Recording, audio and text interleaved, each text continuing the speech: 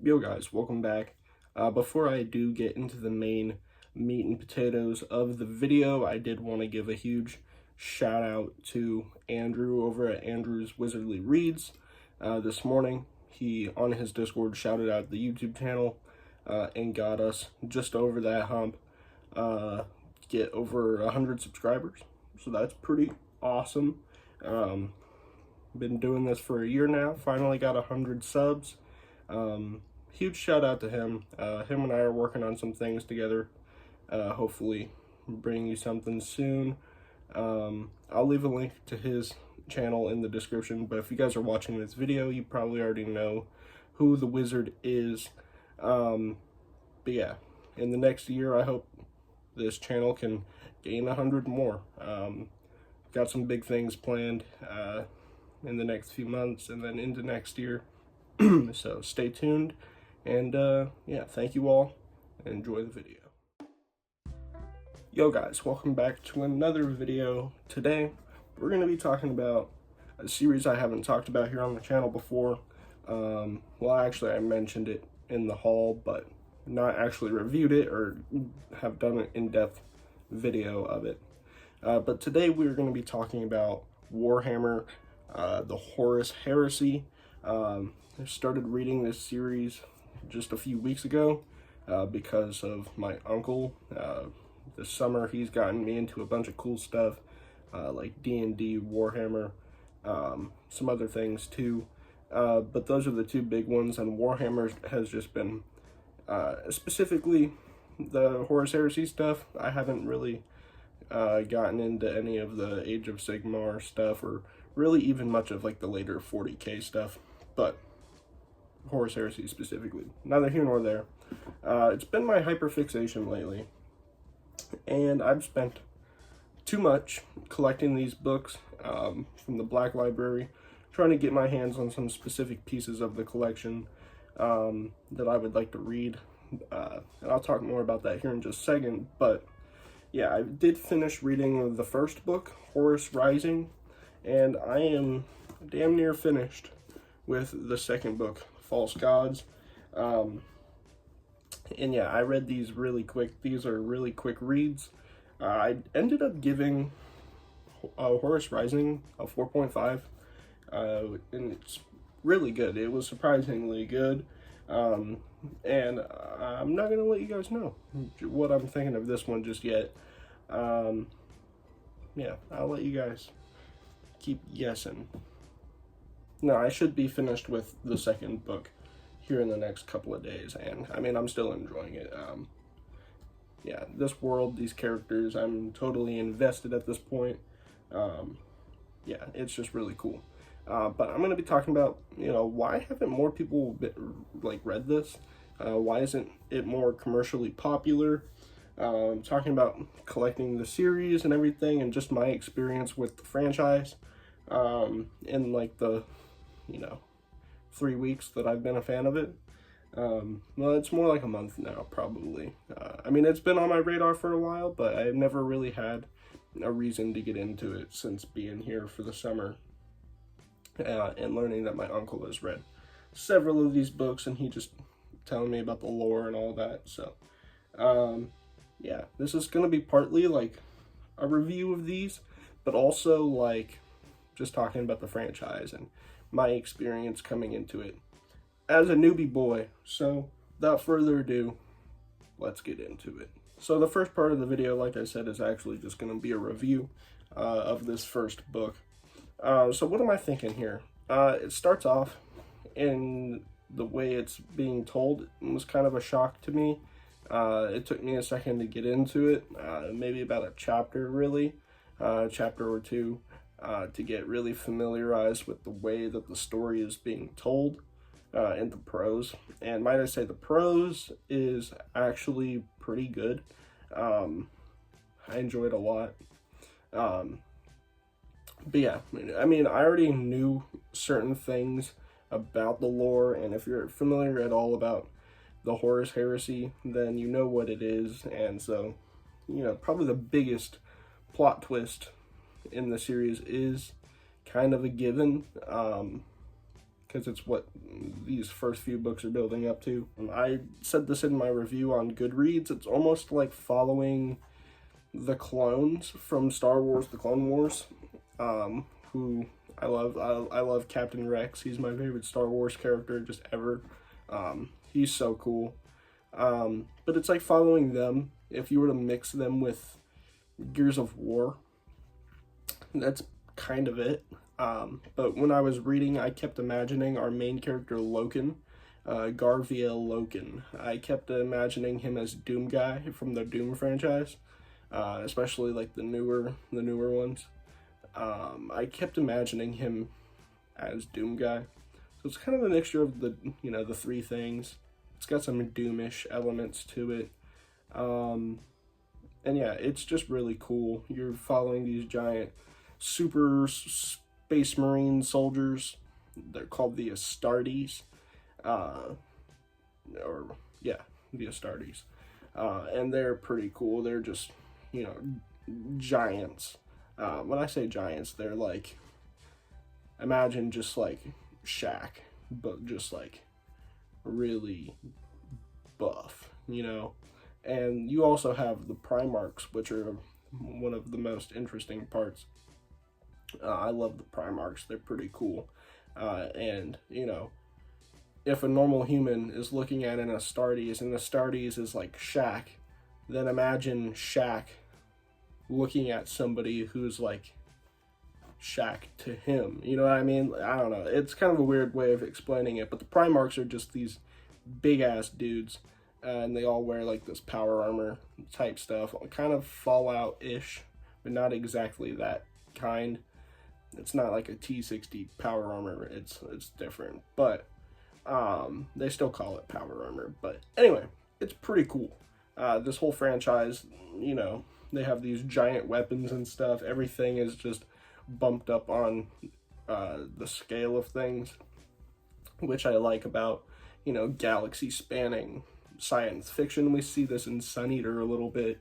All of a sudden, once we get away from Earth, the numbers of just everything just go up, and it's crazy. Like, these Primarchs and these Astartes live forever. Pretty much they're immortal as far as like aging. They can't die just living. They can only die if they like fall in battle. So they're on this conquest for, hundreds and thousands of years. And there's some of these Primarchs and the Emperor himself who've been around for 20,000 years or something. Like, it's crazy. And they have like these giant guns and stuff that are, insane. They're called bolters, and they shoot rounds that are, bigger than 50 cal rounds. They're just like giant, I don't even know. Think of like shooting burrito size rounds out of their guns to drop aliens. It's insane. They got chain swords just like in Gears of War. Yeah, all these characters and everything, and just the scale of it, the majesty of it, everything is just insane, and it's wildly entertaining to read. As far as the plot goes, it's also really interesting. Like I said before, knowing what the Horus Heresy is, and knowing what we're leading up to, it's really fun seeing certain things come up that I know is foreshadowing, and I know it's going to come back to bite them in the ass later, or just seeing all of the pieces get set up slowly, just leading up to this big climax that I assume is going to be in the third book, which, just to preface, the first 3 books in this series are pretty, I wouldn't say self-contained, but they all follow the same group of characters. Yeah, I'll talk about this more in a few, but this is like a 60-book series. You don't have to read all of them, because a lot of them are just like, I wouldn't say lore books, but just focus on specific battles or specific squadrons and companies and groups. Certain Primarchs they focus on. And it's just like this galaxy spanning war. So it just focuses on certain aspects of it. But these first 3 books are pretty mandatory reading. Like, you can pick and choose which ones you want to collect and read later on. But the first 3 books are mandatory. As far as I'm aware, it lets you know how everything started. And, I mean, it's pretty crazy. So, yeah, the first 3 books, and so that 3rd book is going to be the climax and the kickoff to the Horus Heresy War. And yeah, just, you know, even me being, it's especially prevalent in the 2nd book here, but just seeing the pieces pop up and like knocking things down, these pieces, and just the corruption, you can see the root of the corruption, you know, take place. And, you know, in the first book, you see these characters and just the brotherhood that they have, and this sort of found family. They're not, I mean, I guess they're genetically related. They are family, but it's kind of weird. You'd have to read to find out. But I'm just going to say found family for simplicity, and just knowing how good of a person Horus, the Primarch, is. Yeah, it's very tragic seeing this slow descent into chaos. But yeah, it's amazing. These characters I'm super invested in, following Loken, who's an Astartes, who's one of the right-hand men of Horus, his Primarch, the leader of this legion, called, well, at first it's called the Luna Wolves, but then it's the Sons of Horus. Him and his boy Torgaden. Torgaden is another one of the, what they call the Mournveil, which are like the 4, you know, right-hand men of Horus. So Torgaden's pretty cool. I'm enjoying what they call these certain characters remembrancers. And the remembrancers are basically, you know, artisans and artists and bohemians that have been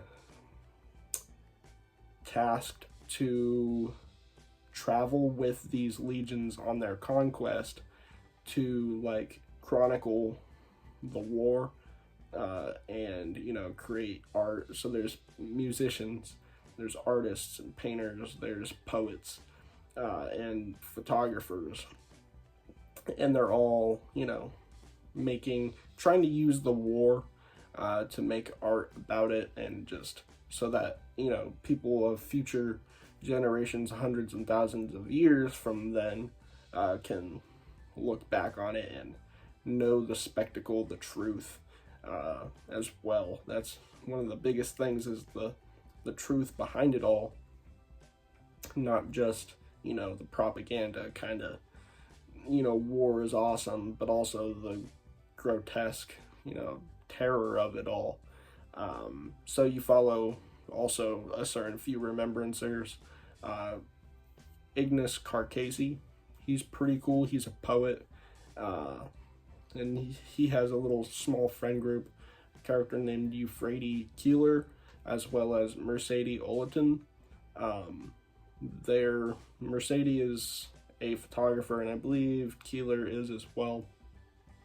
Or no, I'm sorry. Olaton is a journalist, I think. But she develops a friendship with Loken, the Astartes, and she becomes kind of his personal chronicler, which that's also pretty cool.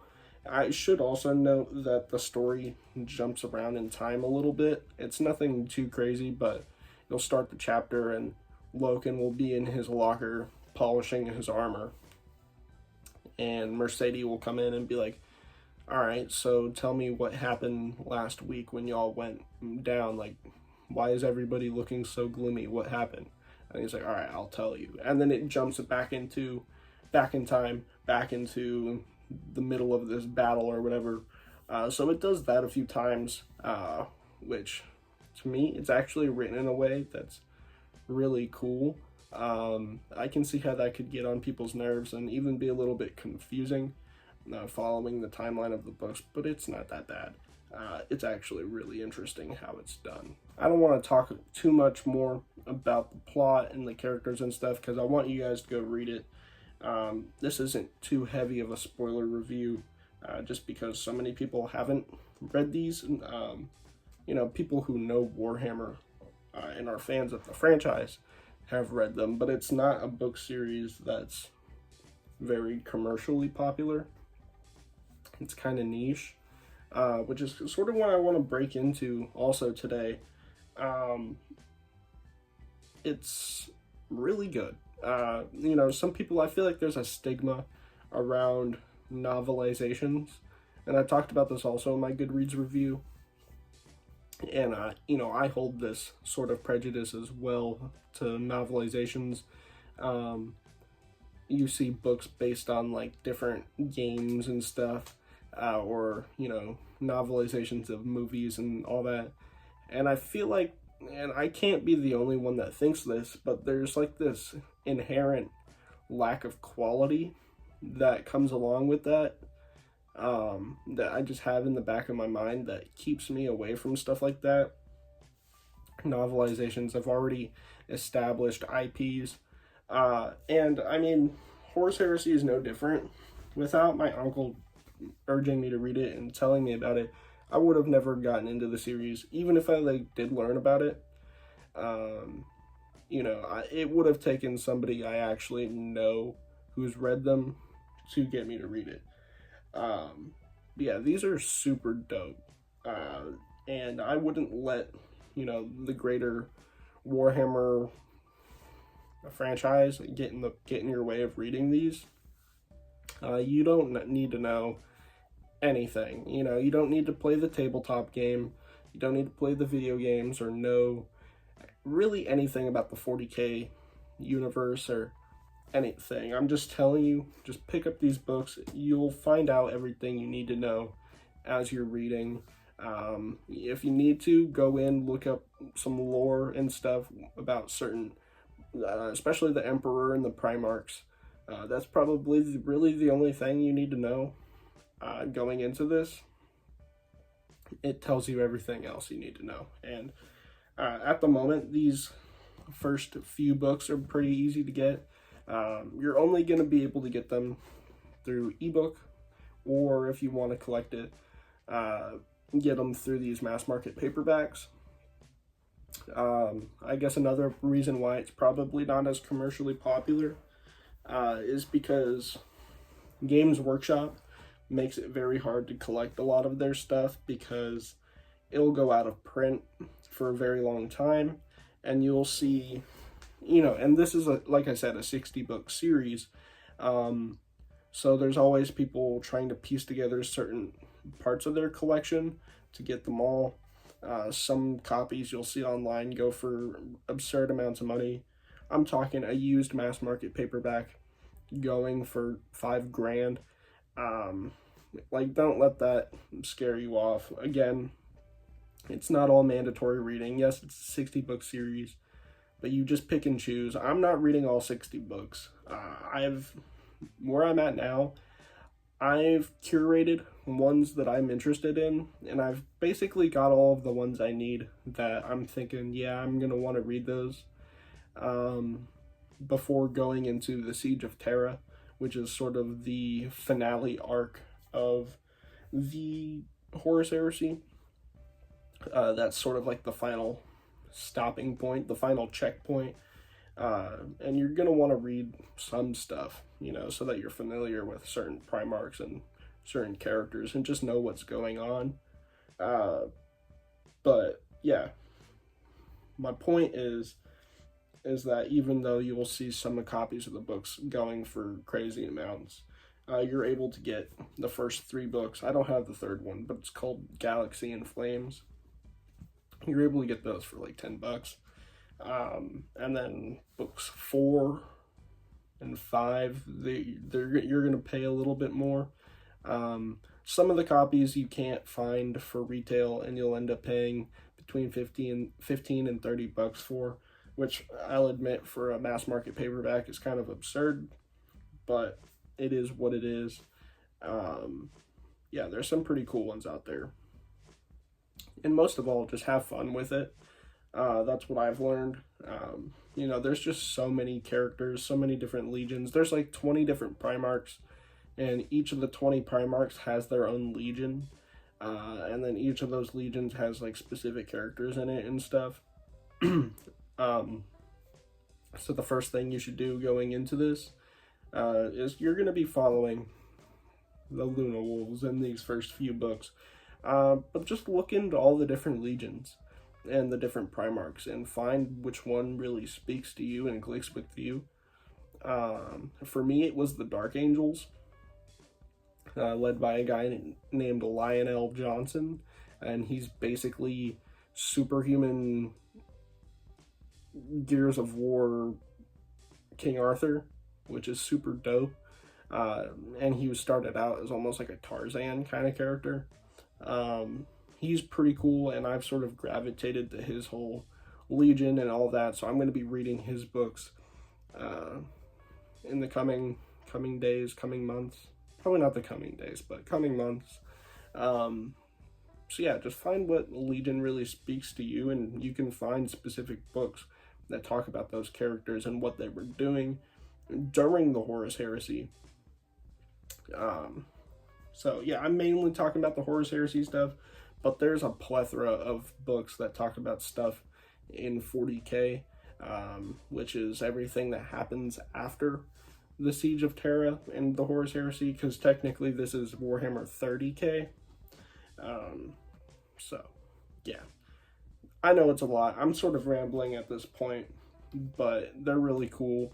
It seems kind of hard to get into. Not a lot of people know about it, other than, you know, people who are already in the know. It's not commercially popular whatsoever, but I kind of want to change that. I want people to get into these. I'd say if you're a fan of Malazan, you'd probably love this, because there's some like weird magic type stuff that's eldritch in nature. If you're a fan of Sun Eater too, I'd say if you're a fan of Sun Eater and Malazan, these are probably perfect. And if you're a fan of both, then what are you doing? Check these out, because they're awesome. But yeah, I hope more people get into these, and I'm able to urge more people check it out and have some fun with it. So that's about it for today's video. I just wanted to talk about my experience with it, what I have learned in like the month that I've been aware and just kind of in the know about the franchise. Yeah, guys, thank you all for watching. Again, thank you all for 100 subs. That's super dope. Special shout out again to the boy Andrew, the wizard himself, the man, the myth, the legend. A link to his channel will be in the description, so check him out if you haven't already. And yeah, guys, I'll catch you guys in the next one. Peace.